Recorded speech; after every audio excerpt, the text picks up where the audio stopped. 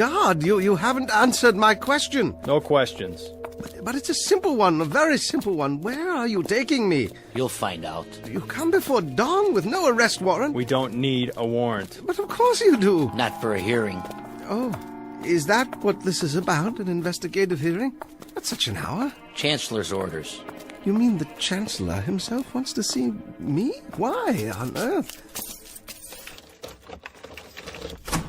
Inside. Is this the Chancellor's office? Inside.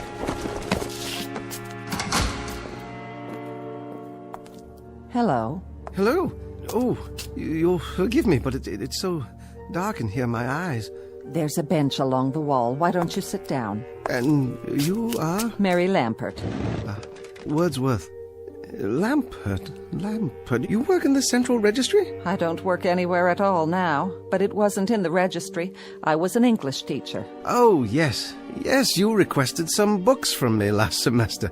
But what are you doing here? The same as you, I'm afraid, Mr. Wordsworth. You were summoned for a hearing? We all were. Oh, I beg your pardon. I didn't see you. I'm used to that. Hello there. Hello, Mr. Wordsworth. You're teachers, too?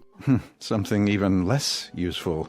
A poet. A published poet? A few small press volumes. Oh, we have a lot of those in the stacks. Quite a number, actually. Your name? John Brodsky. Yes, let me see. The Fire Inside and Other Poems? You're the only person outside of a few friends who's ever heard of it. Oh, no, you were very well reviewed. The Mid-Atlantic Prize, wasn't it? It was, but they don't exist anymore. And the rest of you, I don't mean to be rude. After a certain age, well, the eyes just don't adjust very quickly, even with glasses. Jack Cameron. I taught philosophy at the university. How do you do? John Alpert, from the Theology Department. Another lost cause. Oh, no, don't say that. Vital subjects all in a liberal arts education. I'm sure you're here for some sort of a reassignment. Put out to pasture is more like it. They're closing the humanities wing. Are you sure? It's already done. The Chancellor signed it into law yesterday. To be replaced by what? Business law, medicine, computer sciences, perhaps. Something more practical. The word is they're not going to use human teachers at all anymore. I see. And what of books? They'll be obsolete too, what with the standardized software. In other words, will all be obsolete? That's the handwriting on the wall. But that's absurd. Well, what will they do with us? Pay us not to work? I think they have in mind something a bit more efficient. Such as? Lampert! Yes? This way. Yes, of course, I'm ready. I'll go first. Please, that's not necessary. Lampert, Mary, now. Now, wait a minute. Where are you taking her? Goodbye, Mr. Brodsky, Mr. Cameron, Mr. Alpert, and you, Mr. Wordsworth. I've enjoyed meeting you, however briefly. Well, we'll talk more later. When will I see you? Why, on television, perhaps. I'll hold a good thought for you. For all of you. Wait! Where are you taking her? You walk out of this room and into the next at your own risk, because it leads to the future. Not a future that will be, but one that might be. This is not a new world, brave or otherwise.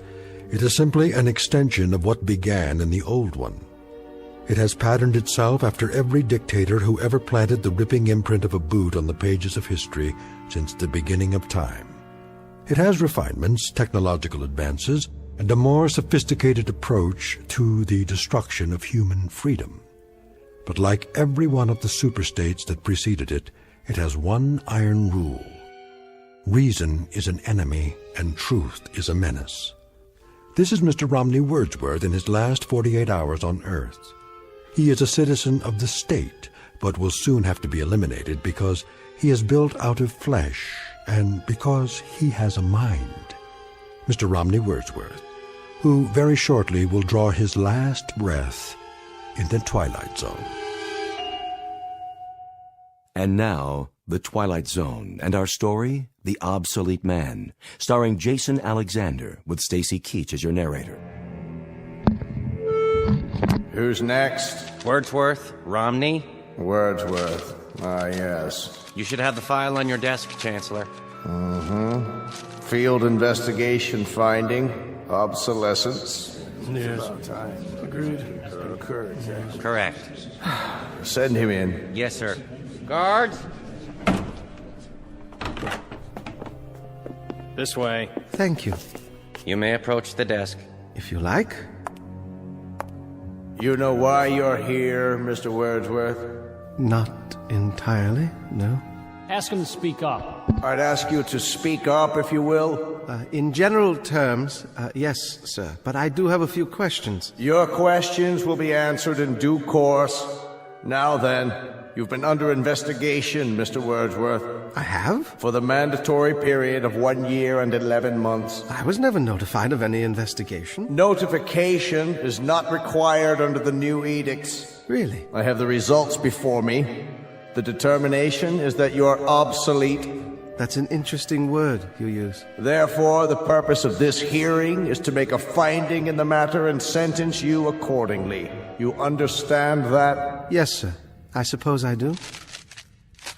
Your occupation, Mr. Wordsworth? Librarian. They even have those anymore? A what? A librarian, sir. Has this man had counsel? Yes, sir, he has. Are you sure he knows his rights? He's been given orientation, sir. I'm told that you've had counsel and been given orientation, Mr. Wordsworth. Well, in a manner of speaking.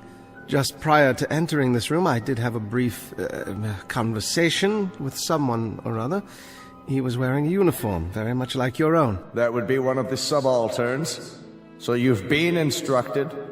However, I'm still not sure in my own mind that you understand the purpose of this hearing. I'm doing my best, sir. The field investigators in your sector have classified you as obsolete. This finding carries with it serious implications, legally speaking. Do you understand that, Mr. Wordsworth? Serious implications, yes. Now I ask you again, your occupation? I am a librarian. I could lie to you and say curator of records or historian or data manager, but that's my occupation, my profession. It's an honorable tradition. If you people choose to call it obsolete... Ask him to clarify. Yes, clarify. Request clarification of the term. The term, Mr. Wordsworth, you people. You make reference to the state? I make reference to the state. And you persist in declaring your occupation as being that of a librarian? That is correct, sir. A librarian having to do with books? Yes, sir. Books of all types and description. Since there are no more books, Mr. Wordsworth, there is scant need for libraries. Oh, but there are books. Some going back decades, even centuries. The older ones are in constant need of repair. Even the newer ones require preservation. Well, do you know that books printed on paper containing wood pulp are in danger of deterioration? A kind of oxidation or slow burning, you might say, if they're so much as stored on wooden shelves. Not to mention the effects of light and moisture. Please, Mr. Wordsworth. No, the only safe method is to keep them in metal cabinets, in absolute darkness, if possible, in a temperature-controlled environment. Of course, rag or hemp paper doesn't deteriorate at the same rate. That's why some ancient volumes are unyellowed and still quite usable. What sort of books are you talking about? Oh, anything printed before the 19th century. The older, the better. The Gutenberg Bible is a famous example. To close the subject, with no further need of libraries, it follows that there is little call for the services of a librarian. Now, I must ask for clarification. Did you say no further need?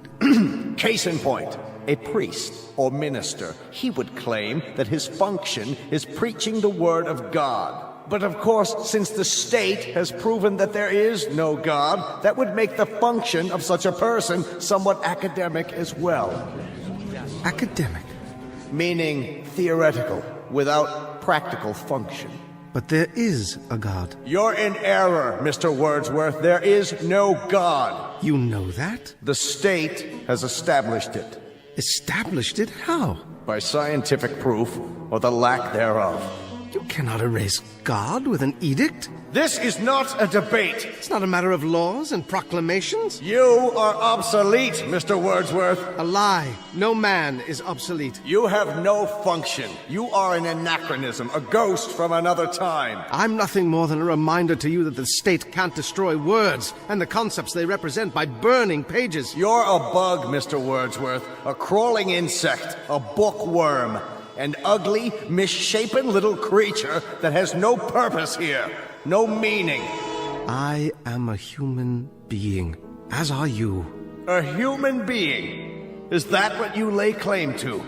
You're a librarian, Mr. Wordsworth. You're a dealer in books that no one reads, and 2-cent fines and pamphlets, and closed stacks in the musty insides of a language factory that spews out meaningless words on an obscure assembly line called the printing press, whose time has long passed. Words, Mr. Wordsworth, that have no substance and no dimension. Like air, like the wind, like a vacuum that you make believe has an existence by scribbling index numbers on little cards. I don't care what you say. Don't approach the bench until you're told to. And I tell you I don't care. I'm a human being. I exist. And if I speak one thought aloud or in writing, that thought lives even after I'm shoveled into a grave. This I know beyond the shadow of a doubt. Delusions, Mr. Wordsworth. Delusions that you inject into your veins using a needle filled with printer's ink. The narcotic you call literature, the Bible, poetry, essays, all of it, just an opiate to make you think you have strength when you have no strength at all. You're unfit. You have nothing but spindly limbs and a dream, and the state has no use for your kind. You waste our time, Mr. Wordsworth, and you're not worth the waste. I agree. Let's end this. Now then, You've made your point. instruct him. Romney Wordsworth, you will return to detention Is that where I was? What a polite euphemism. Cell is more like it. to await the finding of this board. Very well. This way. One more question. What happened to Miss Lampert? Who? The school teacher. Her case has been decided. The result will be on this evening's telecast. I'm sure it will be, but I'm asking you, what was your decision? Take him away. Heretic. Obsolete. No function. No function at all.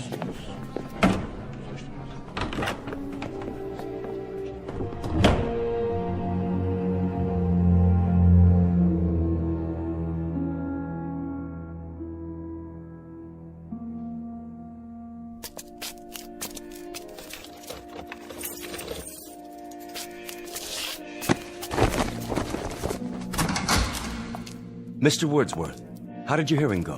Well, I'm not honestly sure, but I have a pretty good idea. At least it hasn't been decided yet. Oh, no, not yet, but I don't think it will take them very long. Ambiguity, the devil's playground, and my stock in trade. Miss Lampert hasn't come back yet. That means her case has already been decided. That's what they said. Where would they take her in that case? Back to her living quarters, I imagine, to await the carrying out of the sentence. As for myself, I'd rather carry it out alone. Not thinking about hemlock, are you? Don't tell me you are. That's not what they use nowadays. Too hard to measure the dosage. Get me a bottle of good scotch. I'd like to go out on a bender.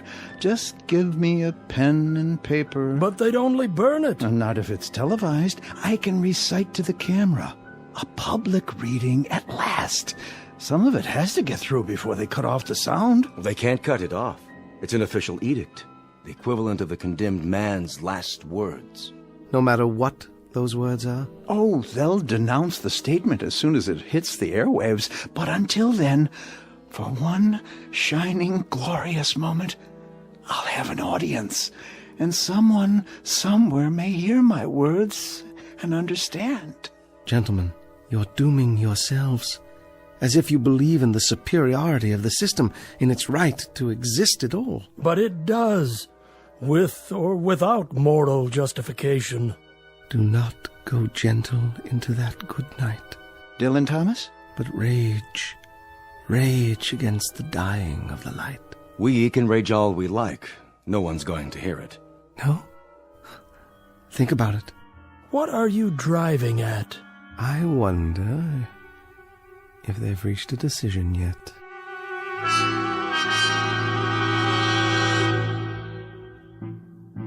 How do you find, gentlemen? Obsolete! Obsolete! Obsolete! Obsolete! Obsolete. I concur. In the matter of Wordsworth Romney, the board has made a finding. Bring him before me so I can pronounce sentence. Escort him from the detention room. Right away.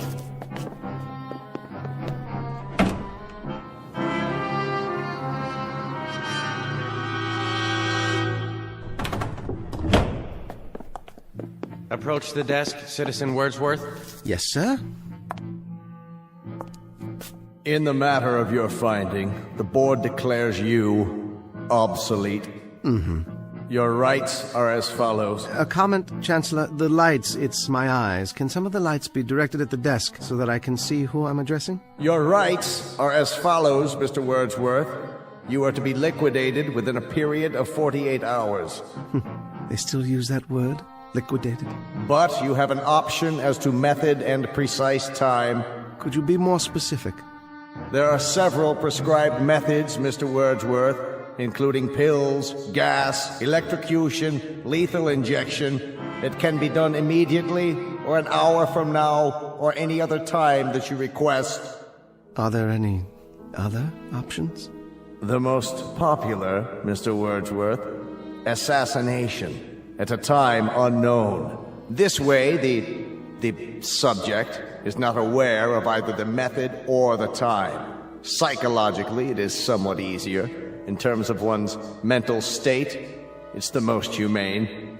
Then I'd have to say, I'm a very rich man. Louder, please, and step into the light. I was merely saying, I'm a rich man. I have such a luxury of choices. A few lines come to mind, perhaps you'll indulge me. Cowards die many times before their deaths. The valiant never taste of death but once. Of all the wonders that I have yet heard, it seems to me most strange that men should fear, seeing that death, a necessary end, will come when it will come. That's from Shakespeare, Julius Caesar. So, since you've given me the luxury of choice, I choose the following. To be given an assassin whom I will tell the method of execution. I don't understand. What does he mean? He will tell? Surely he can't be saying. Mr. Wordsworth, please clarify the nature of the request. You will assign me an assassin, Chancellor, just as you stipulated. But only he and I will know the way in which I am to die. I take it that's acceptable? That will be acceptable, Mr. Wordsworth, so long as your sentence is accomplished within the 48-hour period required by law. And one final request, Chancellor. What's that? I should like to die with an audience. I would like my death to be televised. That, too, can be arranged, Mr. Wordsworth. Thank you. It's not infrequently that we televise executions. It has an educative effect on the population. I have no doubt. Now, as to the time of the liquidation, Mr. Wordsworth? Midnight, tomorrow. And the place? In my room. Gentlemen? Agreed, Mr. Wordsworth. We will choose your liquidator and send him over to you, and he will be duty-bound, just as you prescribed, not to divulge the method you've decided upon. Done. Thank you, Chancellor. Whoever said the state doesn't have a heart?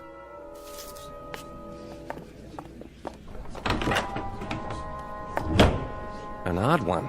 Yes, indeed. And with some very bizarre requests. Bizarre, but to our advantage. He wants his death televised? All right, we'll oblige him. By midnight tomorrow, he'll be crawling up the walls with fear. And we'll televise every moment of it. His horror, his fright, and I dare say his belly-crawling supplications for mercy. What an example. We'll televise it, gentlemen, all over the country. We'll show the people. We'll show them how this obsolete man, this librarian, dies.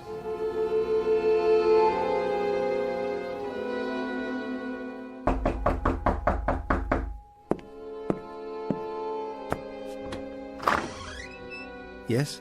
Wordsworth Romney? I am.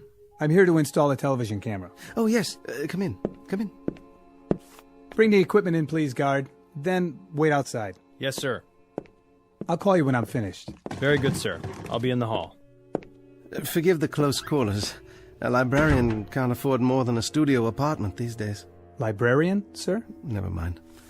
Would you care for some tea? No, thanks. I'm on a schedule. Oh, of course, yes. Other installations. Alpert, is that one? How about Cameron? And the other, what was his name? Brodsky, the poet. I don't know. The guard has the manifest. Oh, yes, I see. Is this all the equipment you need? It's not very much. It doesn't need to be. It's miniaturized. See, all I do is mount this lens on the wall in the corner, and that's it. As long as it gets a wide angle of the whole room. Impressive, I must say. And what about sound? Sir? There'll be a microphone, won't there? Built right in. Full frequency. Broadcast quality. Splendid.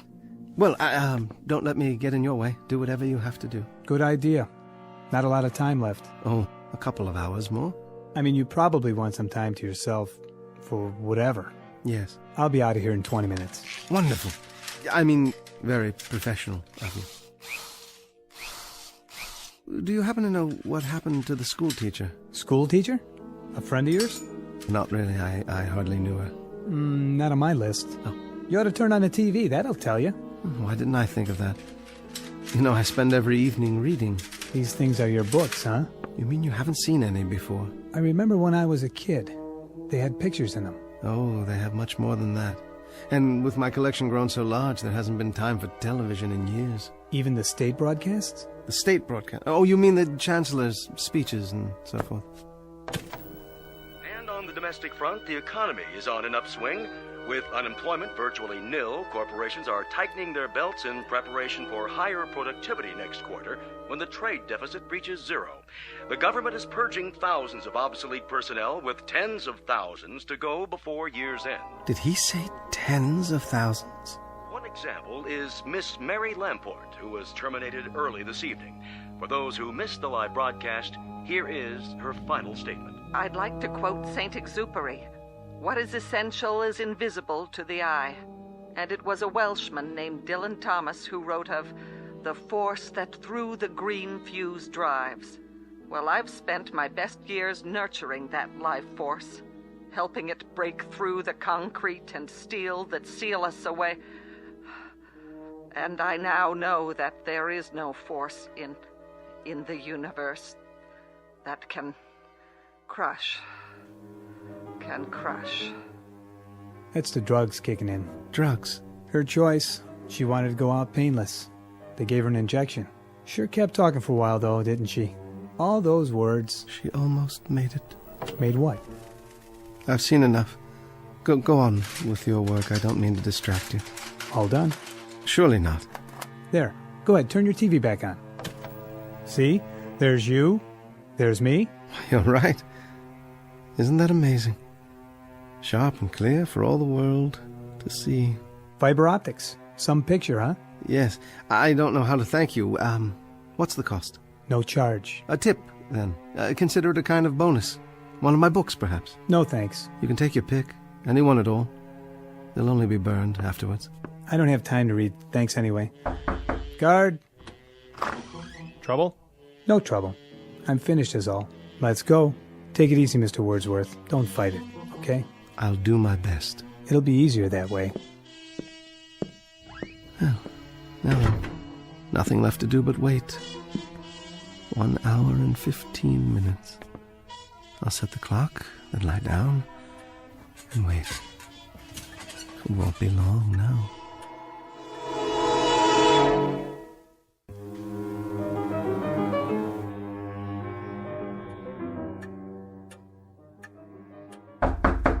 Mr. Wordsworth?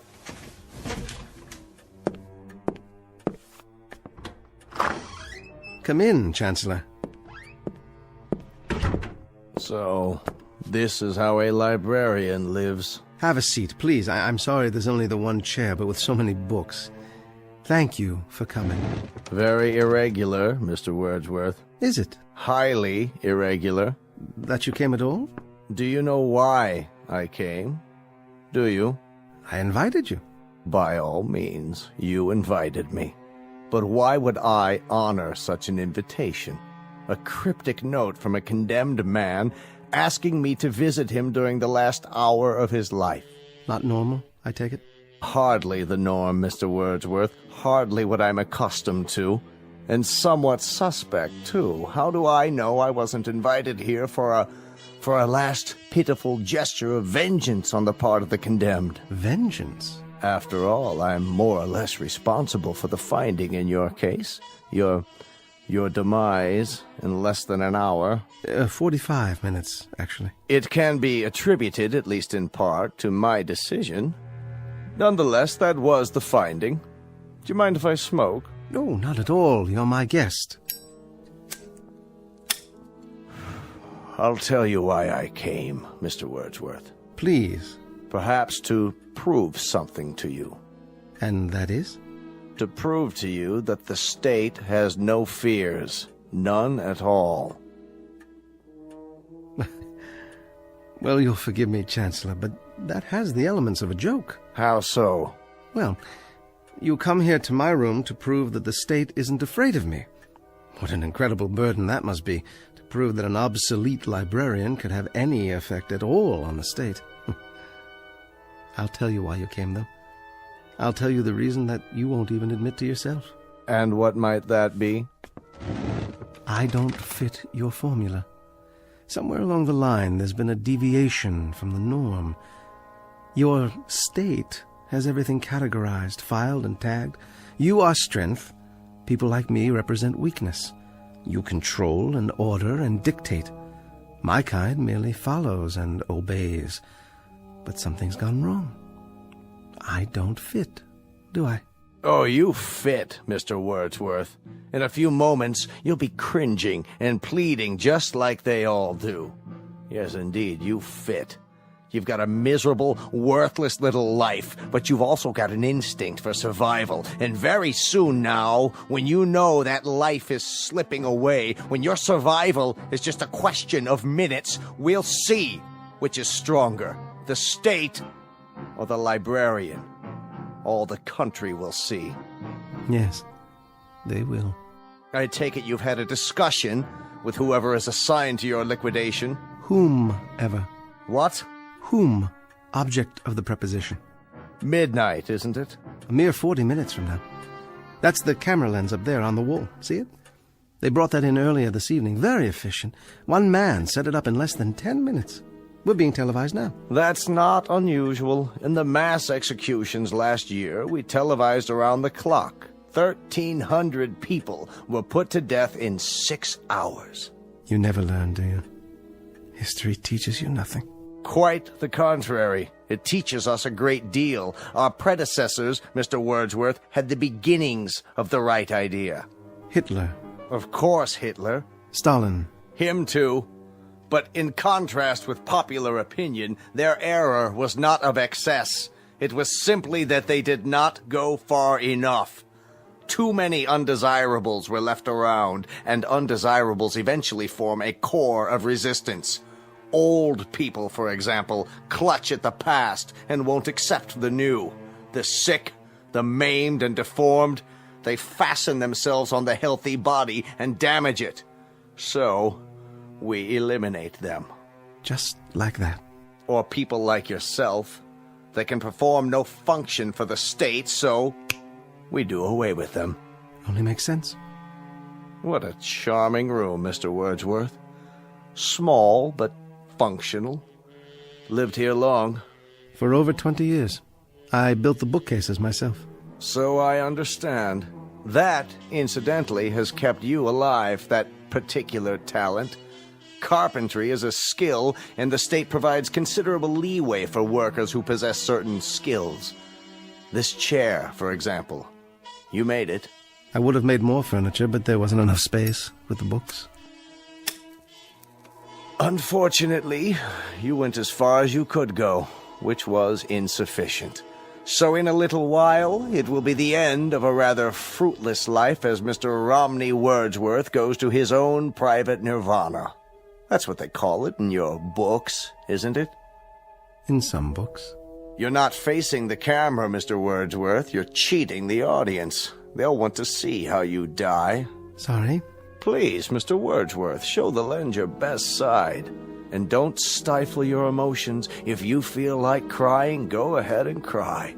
Or if you want to plead, why don't you do so? Let it all out.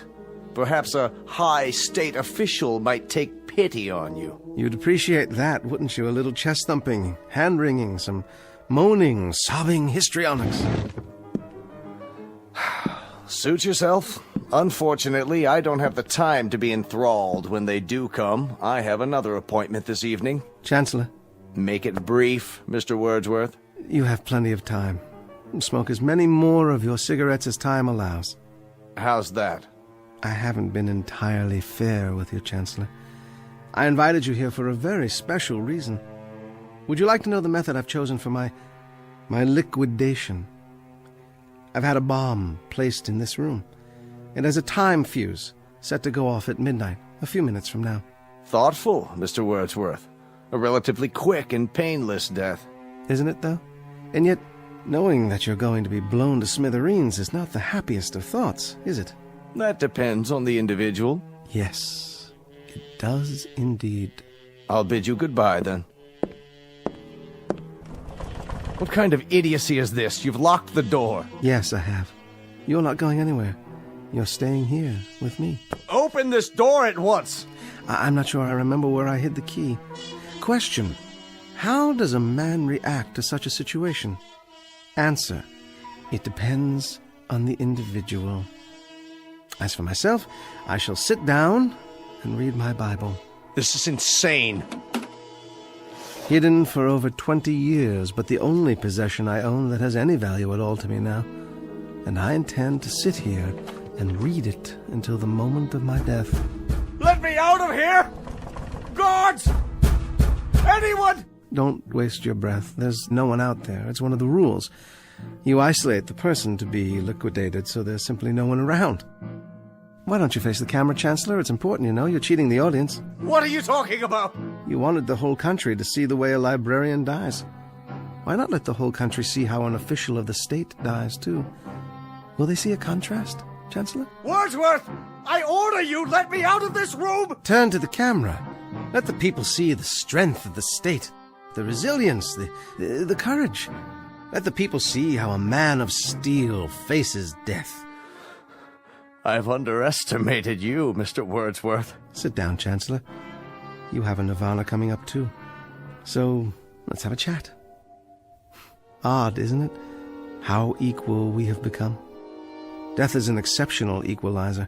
It takes a strong and handsome man like yourself, uniformed, bemedaled, and it places you alongside a skimpy thing like myself. But in the eyes of God, there's precious little to distinguish us. We are flesh, blood, muscle, limbs, and we are the same. Understand, Chancellor? We are the same. We are not the same. A man of the state dies with dignity. We shall see. That is, they will see. The Lord is my shepherd, I shall not want. He maketh me to lie down in green pastures. He leadeth me beside the still waters. He restoreth my soul. He leadeth me in the paths of righteousness for his name's sake. Yea, though I walk through the valley of the shadow of death, I will fear no evil.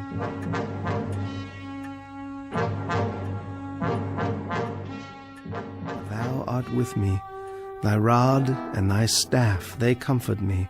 Thou preparest a table for me in the presence of mine enemies. Thou anointest my head with oil. My cup runneth over. Surely goodness and mercy shall follow me all the days of my life, and I will dwell in the house of the Lord forever. Please! Please! There's only 1 minute left! Let me out! In the name of God, let me out! Yes, Chancellor. In the name of God, I will let you out. Here's the key. Goodbye, Chancellor.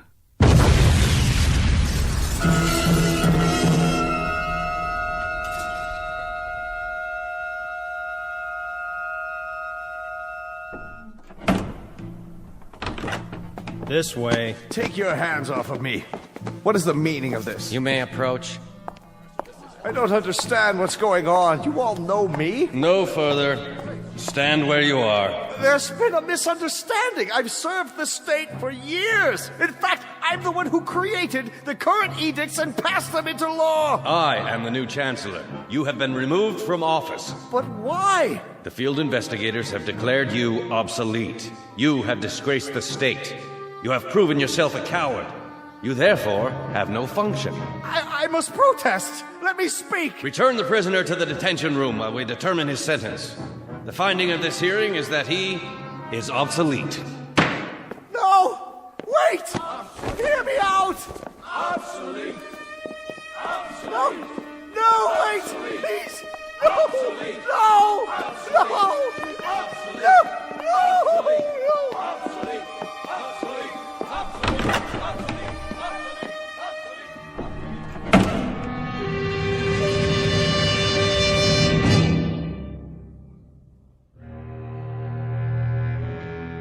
The time is the future. Not a future that will be, but one that might be. Not just this story's lesson, but a lesson for all time. So long as men would speak their mind, and so long as tyranny would seek to muzzle them. File this case under M for mankind in the Twilight Zone.